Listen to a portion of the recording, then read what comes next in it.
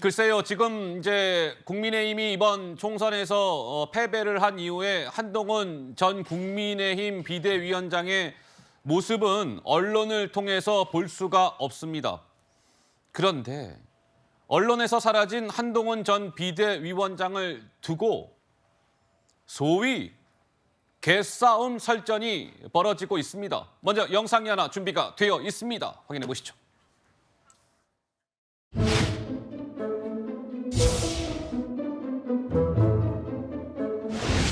홍준표 시장의 일련의 증상들에 대해서 내가 굳이 얘기할 필요가 있을까? 저건 강영욱 씨가 답변을 하는 게 제일 맞을 것 같은데. 표 시장 대통령 강영욱 씨. 냄새 맡고 간식 너무 먹고 싶어, 그지? 가까이 올 때는 블로킹해서 막을 거야. 안 주니까 간식? 홍준표 시장에 대한 정확한 반응은 강영욱 씨가 제일 정확히 알 것이다. 제가 혹은 뭐 다른 사람들이 따질 계제는 아니다. 이분은 상당히 공직으로서 적합한 위치에 있는 분이 아니시다. 그리고 이분들의 일련의 말씀들에 대해서 제가 반응하는 것은 적절치 않다.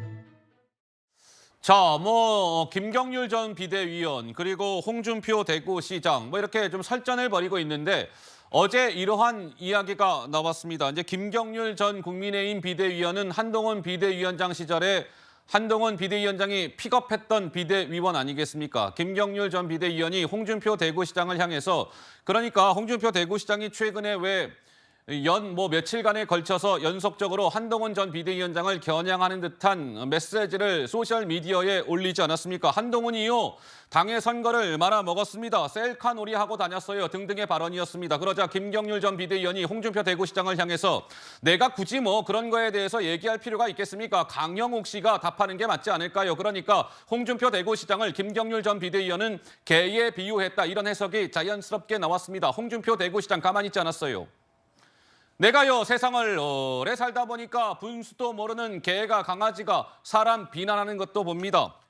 라고 홍준표 대구시장이 또 응수를 하면서 제가 방송을 시작하면서 말씀을 드렸던 개싸움 설전으로 번졌다. 이런 해석이 나오는데 정혁진 변호사님께서는 어떻게 보고 계십니까? 글쎄요, 지금 이런 상황을 차마 강아지 같은 상황이라고는 말을 못 하겠는데 그런데 아이고. 중요한 건 네. 뭐냐면요. 네. 손바닥도 이렇게 마주쳐야 소리가 나는 거 아니겠습니까? 그렇겠죠. 그런데 지금이 싸울 때입니까? 뭘 잘했다고 지금 싸우는지 전 모르겠고요. 저는 국민의힘 사람들은요, 국민들한테 미안함을 넘어서 부끄러움을 가져야 되는 것이 아닌가? 전 그런 생각이 들고요.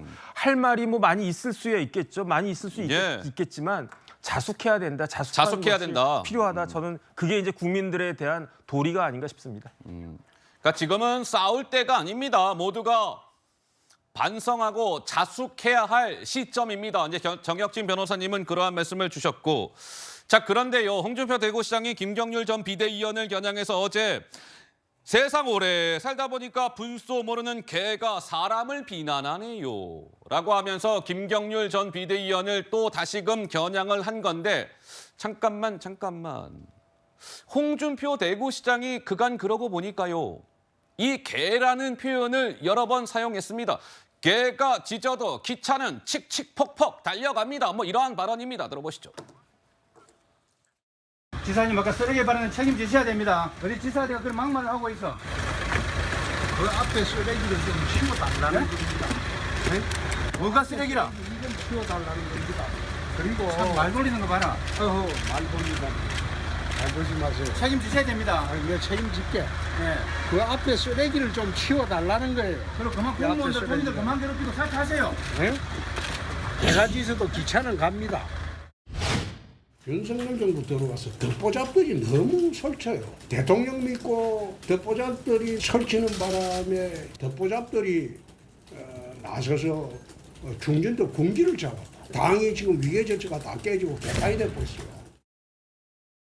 글쎄요, 뭐 이제 홍준표 대구시장 그리고 이제 국민의힘이 이제 홍준표 대구시장이 뭔가 한동훈 전 비대위원장을 겨냥하는 듯한 발언을 잇따라 내놓으면서 국민의힘은 겉으로는 홍준표 대구시장을 겨냥해서 뭐 이러쿵저러쿵 이야기는 하지 않고 있으나 내부적으로는 좀 복잡한 속내가 읽혀집니다. 우리 강성필 부위원장께서는 상대당의 모습이긴 합니다만 최근에 이러한 설전의 풍경을 어떻게 바라보고 계셨습니까? 사실 이걸 뭐 한자성어로 말하면 자중질환 아니겠습니까? 자중질환이요? 그러면 사실 어허. 민주당의 입장에서는 상대 진영의 자중질환이 사실 속내로는 좋아야 될 거 아니에요.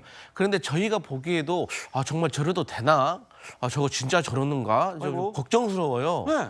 그리고 아니 어쨌든 간에 여당이 제대로 서야지 민주당도 제대로 같이 할 말도 하고 협치도 하고 그러는 거지. 지금 예. 민주당 입장에서는 협치의 대상이 없어져 버린 것 같아요. 그러니까 제가 봐도 지금 국민의힘에 필요한 것은 네 탓이 아니라 내 탓이라는 두 글자가 필요한 것 같고 홍준표 시장님께서는 그런 것 같아요. 그 한동훈 전 비대위원장을 계속 비난하시는 것이 네. 저는 잠재적인 대선 경쟁자를 미리서 공격하시는 것이 아닌가라고 느껴져요. 그런데 본인께서는 또 그런 말 들으면 되게 화내시거든요. 예. 그런데 본인은 아무리 아니라고 하셔도 듣는 사람이, 보는 사람이 그렇게 느끼면 그게 맞는 거거든요. 그래서 본인이 정녕 그게 아니시라고 하시면 당내 비난이 아닌 비판을 하셔라. 그런 말씀 드리고 싶습니다. 자, 홍준표 대구시장은 그동안 뭐 이제 이준석 전 대표의 문제가 있었을 때라든지 뭐 국민의힘 진영을 향해서 듣보잡들이 설치고 다닙니다. 이렇게 또 독설을 퍼부은 바가 있었습니다. 이렇게요. 들어보시죠. 이준석 전 대표 같은 경우에는 얼마나 많은 듣보잡들이 나서서 조리돌림을 했습니까? 듣보잡들 동원해서 경찰 고발게 하고 철모르는 듣보잡 애들인데 난 듣보잡들 때문에 싫어. 듣보잡들 내년에 아마 자동 정리될 거예요. 윤석열 정권이 대부분 정치를 잘 모르는 사람들이 대통령실에 있어요. 그렇지 않습니까? 제가 뭐 남의 당 얘기를 대놓고 하기가 좀 당 대표가 좀 옹졸해가지고 이야기하니까 상공도 해촉하고 그러잖아요.